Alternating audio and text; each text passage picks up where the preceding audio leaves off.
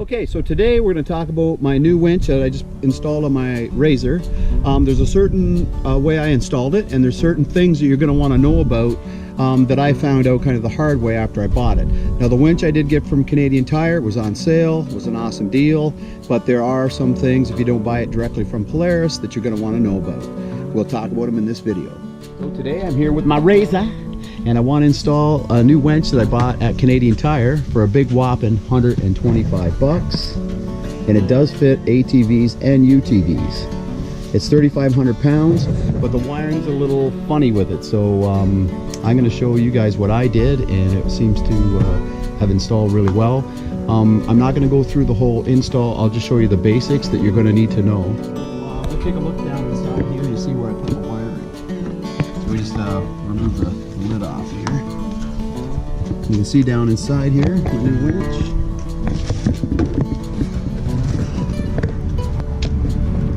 Okay, so this part was fairly straightforward. All we did here is this was in there, undid these two bolts, pulled this out, and then I put the winch plate in first.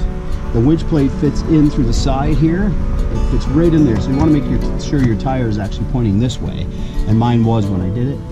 And then once your winch plate is in there, you bolt it down, and then I fit the winch right in through there too. It fits right in that little space. Plopped it down, 4 bolts, done. It was in.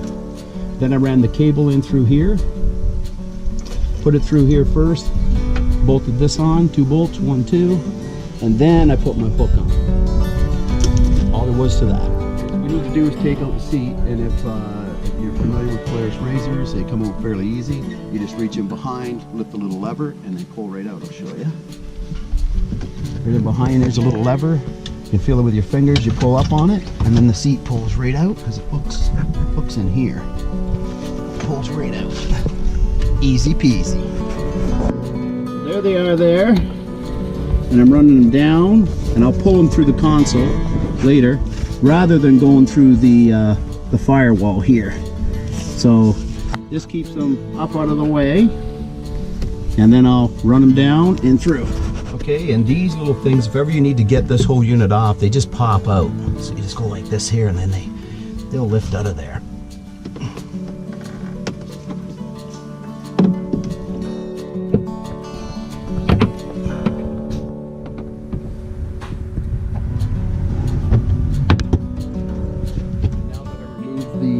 Console out of here, I just pull the wires right in through here.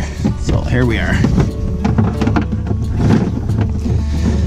That way the wires are hid, they're not coming down. You look inside and see red and black wires on the inside of your RZR. Okay, so now I've got them this far. What I'm going to do is run them over top. I want them to stay away from the drive shaft down here. So I'm going to tie strap these right to these little brackets here.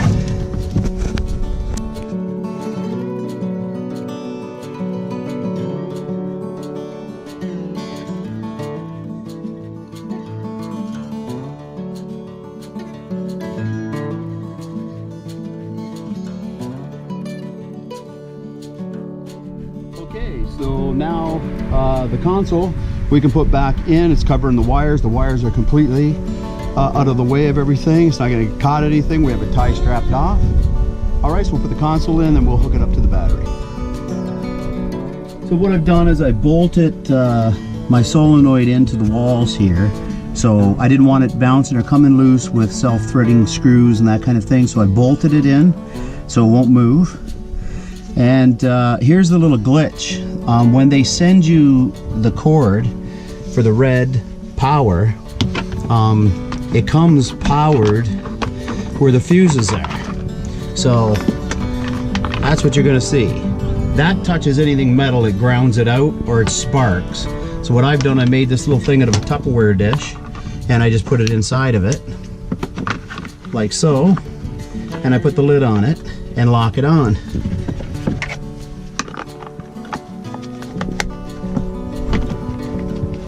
Now that'll fit right down in there, won't ground out on anything, and I can go ahead and put the red to the red, black to the black. So as you can see, the bolts that are on the terminal now for Polaris battery terminals are actually 1/2 inch. and these wires aren't going to fit on there because the hole is not big enough.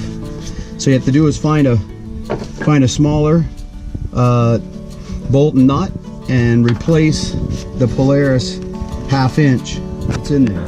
Now the ones I'm using are 11 millimeters and they'll work just fine. So the wiring is all completed. It's all hooked back up and ready to go. You may want to mount that. I seen in another video on YouTube that somebody mounted an electrical box, but I mean, it's just going to sit here. It's not going to go anywhere. It's going to stop it from hitting anything metal. It's grounded, and there's a locking lid on the Tupperware top. So I'm going to go with that. If there's any problems, I'll be posting another video letting you know. But other than that, all we have to do now is post a switch. So here you can see I mounted the switch. It's right here. It's right handy and it works just fine. Here we go. So that's it for today.